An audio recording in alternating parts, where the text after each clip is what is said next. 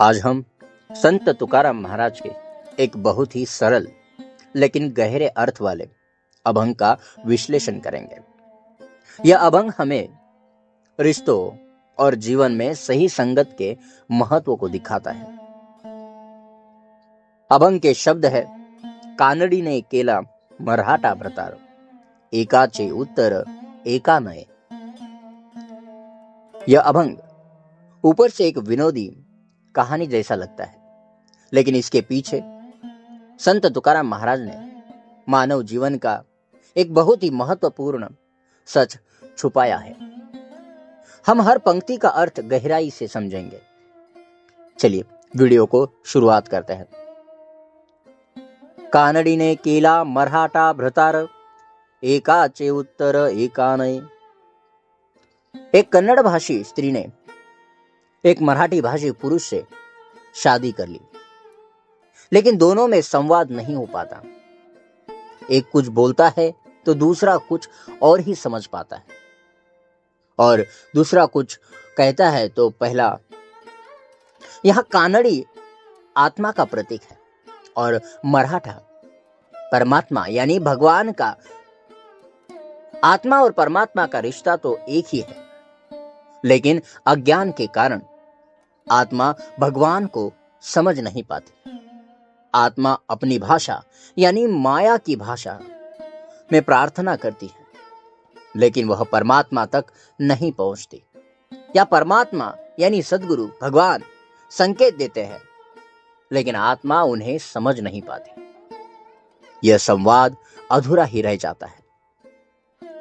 जब दो व्यक्तियों के विचार, मूल्य और दुनिया को देखने का नजरिया पूरी तरह से अलग होते हैं, तो उनके बीच कितना भी गहरा रिश्ता क्यों न हो, सच्चा संवाद नहीं हो पाता। जैसे दो भाषाओं के बीच खाई होती है, वैसे ही दो दिमागों के बीच भी होती है। तैसे मदन को करू कमलापति, देई या संगति सज्जनांची। यह अभंग का मुख्य हिस्सा है। तुकाराम महाराज सीधे भगवान से प्रार्थना करते हैं, हे कमलापति। कमलापति का अर्थ है लक्ष्मी के पति विष्णु। यहां यह पांडुरंग को संबोधित है। तुकाराम महाराज के लिए पांडुरंग ही विष्णु और परमेश्वर है। यहां पर सज्जन का मतलब केवल अच्छे लोग नहीं। सज्जन वे लोग हैं जिनकी विचारधारा, आध्यात्मिक दृष्टि और जीवन मूल्य हमारे जैसे ही हो। ऐसे लोगों के साथ रहने से हमें सही दिशा मिलती है। हमें पता चलता है कि हमारा लक्ष्य क्या है। इन्हीं लोगों की संगत से जीवन सफल होता है। संत तुकाराम महाराज आगे कहते हैं, तैसे मजक नको करू।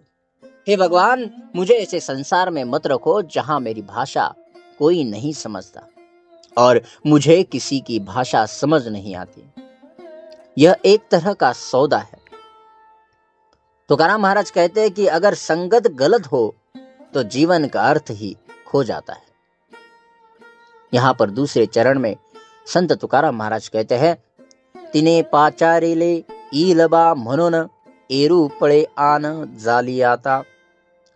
कन्नड़ स्त्री ने ईलबा, इधर आओ जैसे प्यारे शब्द कहे, लेकिन मराठी पति उसे समझ नहीं पाया।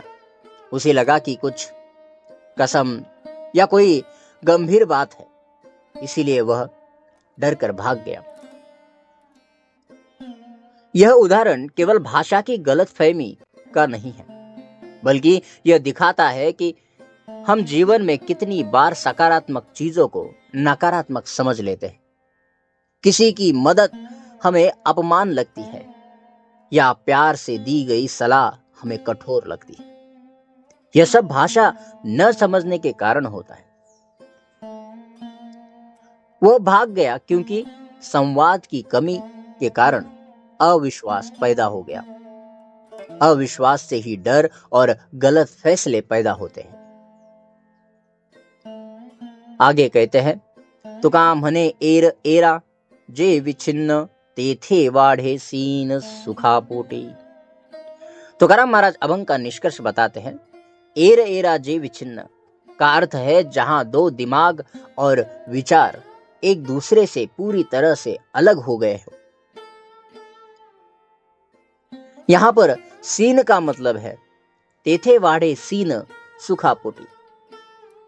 सीन का मतलब है कष्ट, परेशानी, तनाव और दुख। सुख की जगह ये सब बढ़ जाते हैं। इस पंक्ति में हमें एक महत्वपूर्ण जीवन मंत्र मिलता है। रिश्तों में सद्भाव और समझ होना जरूरी है। अगर विचार नहीं मिलते तो खुशी नहीं मिलेगी, सिर्फ दुख मिलेगा। इसीलिए सही संगत का चुनाव बहुत महत्वपूर्ण है। संत तुकाराम महाराज ने दो अलग अलग भाषाओं के माध्यम से मानवीय संबंधों में होने वाली असंगति का उत्कृष्ट उदाहरण दिया है। अगर हमारे जीवन में समान विचारों और मूल्य वाले लोग नहीं हैं तो हमारा जीवन व्यर्थ हो जाता है। सज्जनों की संगत का मतलब केवल अच्छे दोस्त चुनना नहीं है, बल्कि ऐसे गुरु, ऐसे आध्यात्मिक मार्गदर्शक और ऐसे जीवन साथी चुनना है जिनके विचार हमारे विचारों से मिलते हैं। इस अभंग से सीख लेकर अपने जीवन में सही संगत चुने और सुखी रहे। धन्यवाद।